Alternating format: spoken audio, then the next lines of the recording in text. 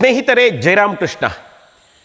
ನನ್ನ ಹಿಂಬದಿಯಲ್ಲಿ ಕಾಣ್ತಾ ಇರುವಂತಹ ದಿವ್ಯತ್ರಯರನ್ನು ಕುರಿತು ನಾನು ಮಾತಾಡಬೇಕು ಅಂತ ಇವತ್ತಿನ ವಿಡಿಯೋ ಮಾಡ್ತಾ ಇದ್ದೇನೆ. ಬಂಧುಗಳೇ, ಎಲ್ಲ ಮಹಾತ್ಮರು ಕೂಡ ಈ ಭೂಮಿಗೆ ಹುಟ್ಟಿ ಬರುವುದೇ ನಮಗೆಲ್ಲರಿಗಾಗಿ. ನಾವು ಅವರನ್ನು ಅಧ್ಯಯನ ಮಾಡಿದರೆ ಮಾತ್ರ ಭಾರತವನ್ನು ತಿಳಿದುಕೊಂಡಂತೆ, ಸನಾತನ ಸಂಸ್ಕೃತಿಯನ್ನು ತಿಳಿದುಕೊಂಡಂತೆ. ಅವರ ಬಗ್ಗೆ ರಾಮಕೃಷ್ಣ ಪರಮಹಂಸರು ಅಂತಲ್ಲ, ಯಾವರೇ ಒಬ್ಬ ಮಹಾತ್ಮನ ಬಗ್ಗೆ ನಮಗೆ ಅಧ್ಯಯನ ಇಲ್ಲದೆ ಭಾರತವನ್ನು ತಿಳಿಯುವುದಕ್ಕೆ ಸಾಧ್ಯವೇ ಇಲ್ಲ. ಮಹಾತ್ಮರ ಪರಂಪರೆಯ ಮಾಲಿಕೆಯಲ್ಲಿ ನನ್ನ ಇಷ್ಟ ದೇವರಾಗಿರುವಂತಹ ದಿವ್ಯತ್ರಯರ ಬಗ್ಗೆ ಎರಡೇ ಎರಡು ಮಾತುಗಳಷ್ಟೇ. ಶ್ರೀರಾಮಕೃಷ್ಣ ಪರಮಹಂಸರು ಹುಟ್ಟಿ ಬಂದದ್ದೇ ನಮ್ಮಂತಹ ಸಂಸಾರಿಗಳಿಗಾಗಿ. ಅವರ ವಿಚಾರಧಾರೆಗಳು ಪರಮಾದ್ಭುತವಾದದ್ದು. ಅವುಗಳನ್ನು ನಾವು ಓದಿ ನಾವು ಆದರ್ಶ ಗೃಹಸ್ಥರಾಗೋದು ಹೇಗೆ, ನಮ್ಮ ಮನೆಯಲ್ಲಿ ನಾವು ಶಾಂತಿ ನೆಮ್ಮದಿಯನ್ನು ಪಡೆದುಕೊಳ್ಳೋದು ಹೇಗೆ. ಪ್ರೀತಿಯ ಬಂಧುಗಳೇ, ಈ ಪ್ರವಚನಗಳು ಅಂತಂದರೆ ಅವರವರ ವಿದ್ವತ್ತನ್ನು ಪ್ರದರ್ಶನ ಮಾಡುವಂತಹ ವೇದಿಕೆಗಳೇ ತುಂಬ ಜಾಸ್ತಿ. ಇಲ್ಲಿ ಶ್ರೀರಾಮಕೃಷ್ಣ ಪರಮಹಂಸರ ಮಾತುಗಳಲ್ಲಿ ವಿದ್ವತ್ತಿನ ಪ್ರದರ್ಶನ ಇಲ್ಲ, ಆದರೆ ಆಳವಾದ ಆಧ್ಯಾತ್ಮಿಕ ಅನುಭವಗಳ ಭಂಡಾರ ಇದೆ. ಅಲ್ಲೊಂದು ನೈಜತೆ ಇದೆ. ಅವರನ್ನು ನೋಡುವಾಗ ನಮಗೆ ಗೊತ್ತಾಗೋದಿಲ್ಲ ಅವರೆಷ್ಟು ಪರಮಾದ್ಭುತವಾದಂತಹ ವ್ಯಕ್ತಿ ಅಂತ. ನೋಡಿ, ಅಲ್ಲೇ ಪಕ್ಕದಲ್ಲಿ ಶಾರದಾದೇವಿಯವರಿದ್ದಾರೆ. ಒಂದು ಮಾತಿದೆ, ನಮ್ಮ ಪರಮಹಂಸ ಮನೆಯ ಕಿಚನ್ನಲ್ಲಿ ಆ ಮಾತನ್ನು ನಾವು ಹಾಕಿದ್ದೇವೆ. ಮಗು, ನಿನಗೆ ಕಷ್ಟ ಬಂದಾಗಲೆಲ್ಲ ನೀನೊಮ್ಮೆ ನೆನಪಿಸಿಕೋ, ನನಗೊಬ್ಬಳು ತಾಯಿ ಇದ್ದಾಳೆ ಎಂದು ಅನ್ನುತ್ತಾರೆ ಶ್ರೀಮಾತೆಯವರು. ಅವರಿದ್ದಾರೆ, ನಮ್ಮ ಬದುಕಿನ ಪ್ರತಿ ಹೆಜ್ಜೆ ಹೆಜ್ಜೆಗಳನ್ನು ಗಮನಿಸ್ತಾ ಇದ್ದಾರೆ. ಅವರ ಆಧ್ಯಾತ್ಮಿಕ ತಪಸ್ಸಿನ ಶಕ್ತಿಯಿಂದ ನಮಗೆ ಬಂದ ಸಂಕಷ್ಟಗಳನ್ನು ಪರಿಹರಿಸಿಕೊಡ್ತಾರೆ. ಕೈ ಹಿಡಿದು ಮುನ್ನಡೆಸಿ ದಾರಿ ತೋರಿ ಬದುಕಿನ ಗುರಿಯೆಡೆಗೆ ತಲುಪಿಸ್ತಾರೆ ಅಂತ ಗೊತ್ತಾದಾಗ ನಮಗೆ ಸಿಗುವ ಧೈರ್ಯ ಅದ್ಭುತವಾದದ್ದು. ಅಂತಹ ತಾಯಿ ಶ್ರೀಮಾತಾ ಶಾರದಾದೇವಿಯವರು.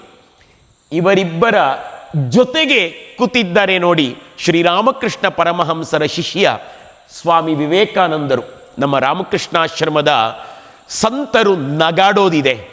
ತುಂಬ ಜನ, 90% ಜನ ವಿವೇಕಾನಂದರನ್ನ ನೋಡಿ ನಮ್ಮ ಕಡೆಗೆ ಬರ್ತಾರೆ. ಅಂದರೆ ಒಂದು ಆಕರ್ಷಕವಾದಂತಹ ದ್ವಾರ ಇದ್ದ ಹಾಗೆ ಅಂತ.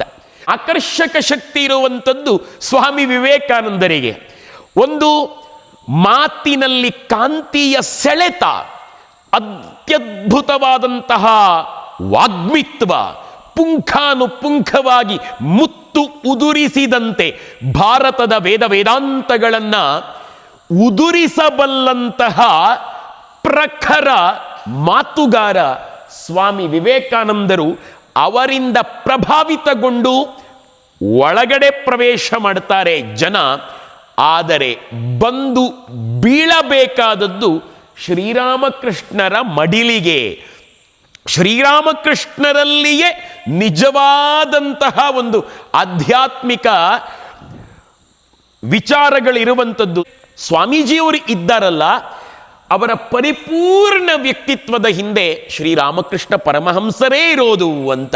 ಹಾಗಾಗಿ ಈ ಮೂರು ಜನರನ್ನು ನಾವು ಇಷ್ಟಪಟ್ಟು, ನಮ್ಮ ಮನೆ ಇದು, ಈ ಮನೆಯ ಧ್ಯಾನ ಮಂದಿರದಲ್ಲಿ ಪ್ರತಿಷ್ಠಾಪನೆ ಮಾಡಿ ನಿತ್ಯ ಆರಾಧನೆ ಮಾಡ್ತಾ ಇದ್ದೇವೆ. ನಿಮಗೆ ಒಂದು ಸಂಗತಿ ಗೊತ್ತಿರಲಿ ಸ್ನೇಹಿತರೆ, ನಾವು ಯಾರನ್ನ ತುಂಬ ಇಷ್ಟಪಡ್ತೇವೋ ಅವರಂತಾಗುತ್ತೇವೆ ಅಂತ ಮಹಾತ್ಮರು ಹೇಳುತ್ತಾರೆ, ಸ್ವಾಮೀಜಿಯವರೇ ಹೇಳುತ್ತಾರೆ. ನಾವು ಇಷ್ಟಪಡುವಾಗ ಎಚ್ಚರದಿಂದ ಇರಬೇಕು. ಯಾರನ್ನ ಇಷ್ಟಪಡ್ತೇವೋ, ಯಾವುದನ್ನು ಇಷ್ಟಪಡ್ತೇವೋ ಆ ವಸ್ತು, ಆ ವ್ಯಕ್ತಿ ನಮ್ಮನ್ನು ಪ್ರಭಾವಿತಗೊಳಿಸುತ್ತಾರೆ. ಆದದ್ದರಿಂದ ನಾವು ಆಗುವುದಿದ್ದರೆ ಮಹಾತ್ಮರ ಥರ ಆಗಬೇಕು. ಅಂತಹ ಒಂದು ಒಳ್ಳೆಯ ಬಂಗಾರದ ದಾರಿಯಲ್ಲಿ ನಾವು ಬದುಕನ್ನು ಸಾಗಿಸಬೇಕು ಅಂತಿದ್ದರೆ ನಾವು ಒಳ್ಳೆಯವರನ್ನೇ ಇಷ್ಟಪಡಬೇಕು, ಸಾಧುಗಳನ್ನು ಇಷ್ಟಪಡಬೇಕು. ಈ ಸಂಸಾರದ ಹಾಲಾಹಲಗಳು, ಈ ಹೊರ ಪ್ರಪಂಚದ ರಾಗ, ದ್ವೇಷ, ಸ್ವಾರ್ಥ, ವಂಚಕತನ, ರೋಗ, ರುಜಿನ, ಸಣ್ಣತನ, ಕೊಳಕು ಚಿಂತನ, ಜಗಳ, ಕದನ, ಯುದ್ಧ, ಹೋರಾಟ, ಮರಣಗಳಿಂದ ಕೂಡಿದ ಗೋಳಿನ ಗೋಜಲು ಜೀವನವನ್ನ ಮೆಟ್ಟಿ ನಿಂತು ನಿಜವಾದ ಬದುಕನ್ನು ಬದುಕಿದ ಈ ಮಹಾತ್ಮರನ್ನ ಇಷ್ಟಪಟ್ಟರೆ ನಾವು ಕೂಡ ಅದೇ ದಾರಿಯನ್ನ ಆಯ್ಕೆ ಮಾಡಿಕೊಳ್ಳುವಲ್ಲಿ ಪ್ರೇರಣೆಯನ್ನು ಕೊಡುತ್ತದೆ. ಆದದ್ದರಿಂದ ಇಷ್ಟಪಡುವಾಗ ಯೋಚನೆ ಮಾಡಿ, ಮಹಾತ್ಮರನ್ನೇ ಇಷ್ಟಪಡಿ. ನಾವು ಇಷ್ಟಪಟ್ಟದ್ದು ದಿವ್ಯತ್ರಯರನ್ನ, ನೀವು ಯಾರನ್ನು ಬೇಕಿದ್ರೂ ಇಷ್ಟಪಡಿ. ಈ ದೇಶದಲ್ಲಿ ಮಹಾತ್ಮರುಗಳಿಗೆ ಕೊರತೆ ಇಲ್ಲ. ಭಾರತ ಮಾತೆ ಯಾವತ್ತೂ ಬಂಜೆ ಅಲ್ಲ.